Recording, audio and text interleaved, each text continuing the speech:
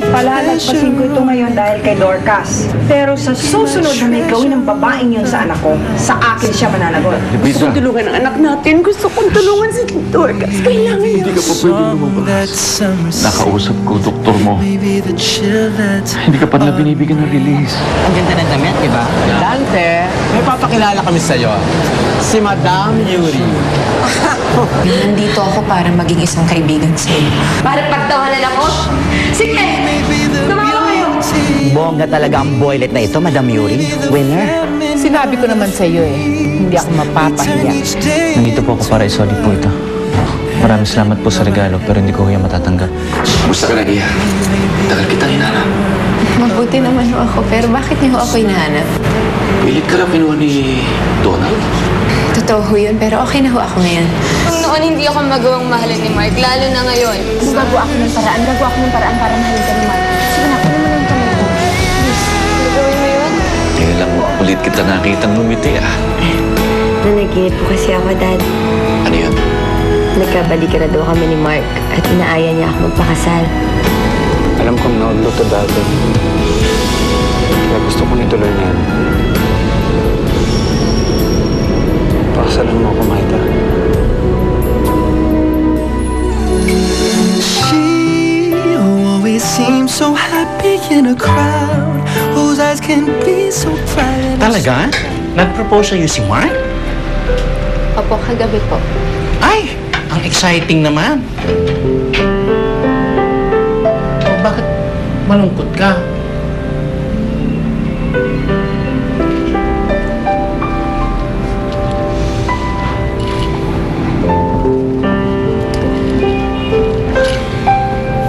Hindi ko naman po tinanggap yung proposal ni Mark.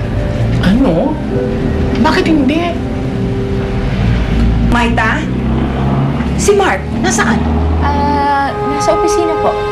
Paano kasi? Tumawag si Virgilio eh. Nagwawala raw si Dorcas sa ospital at hinahanap si Mark. Tawagan mo na lang si Mark. Pasunurin mo sa ospital. Pumunta tayo ng ospital. Kawawa naman si Dorcas. Sige po.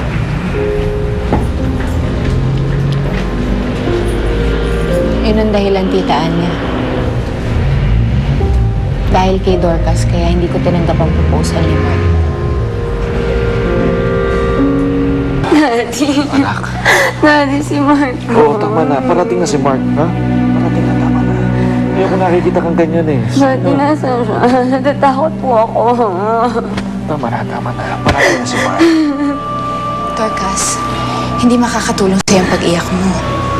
Kailangan maging matatag ka ngayon para sa'yo at sa daddy mo. Para malagpasan mo yung lahat ng nangyari sa'yo.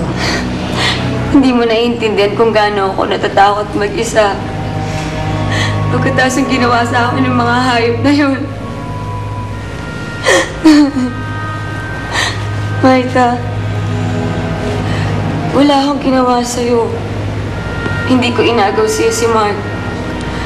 Kaya sana, antayin mo na lang na mamatay ako bago mo siya kunin. Dahil hindi ko kayang mawala siya sa buhay ko.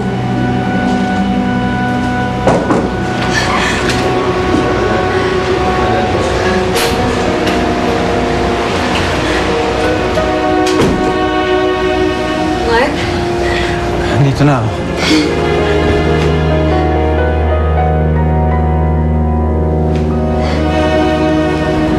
Huwag mo akong iiwan ha. Dito ka lang ha.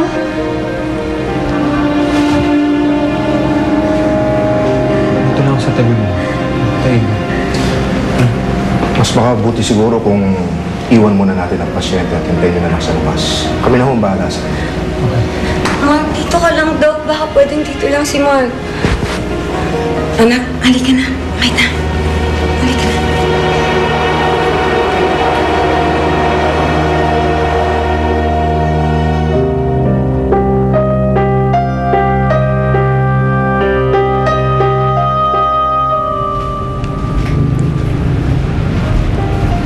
Maita, hindi ka ba mababaglog? Anong petsa na? Hinihintay ko pa kasi si Mark. Siguro naman kasi tatawag yun o magpapaabiso kung matutulog siya dito. Ay, nako. Tawagan mo na lang kaya.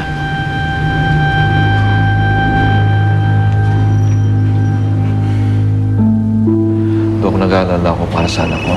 Hindi kaya masiraan siya ng bait katulad ni Elia Vida. Ay, hindi mangyayari. She's doing fine. Actually, okay ang vital signs. Saka yung ginawa natin undergo for test. Ganda na.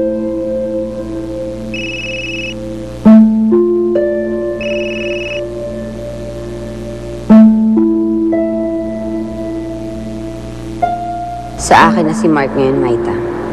At gagawin ko ang lahat para hindi na siya bumalik sa'yo.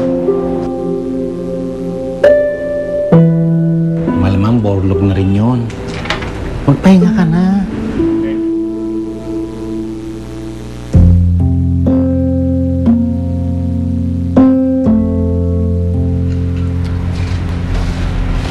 Hindi ka na nakatext o tawag man lang kagabi para sabihin na hindi ka uuwi.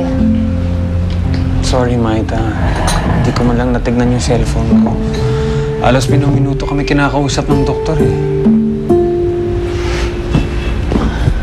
Kamusta na nga pala si Dorcas? Okay naman. Babalik nga ako dun para ilabas siya at iuwi na siya. Buti na rin siya galit sa akin. Akala ko sisisihin niya ako katulad ni Tita Lea Vida, pero hindi. Sa akin siya kumukuha ng lakas, Maita.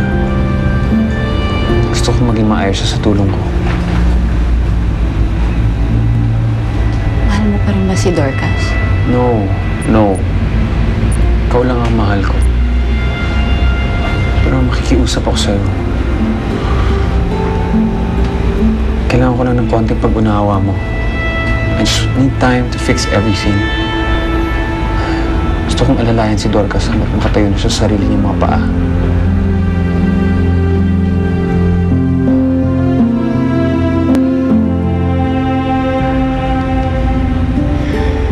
Hindi kita kayang pakawalan, Mark, dahil mahal kita. Pero hindi ako magsisinungaling sa'yo. Aaminin ko sa'yo, mahirap para sa akin itong pinapagawa mo sa akin. Pero dahil may tiwala ako sa'yo, titiisin ko muna yung sakit.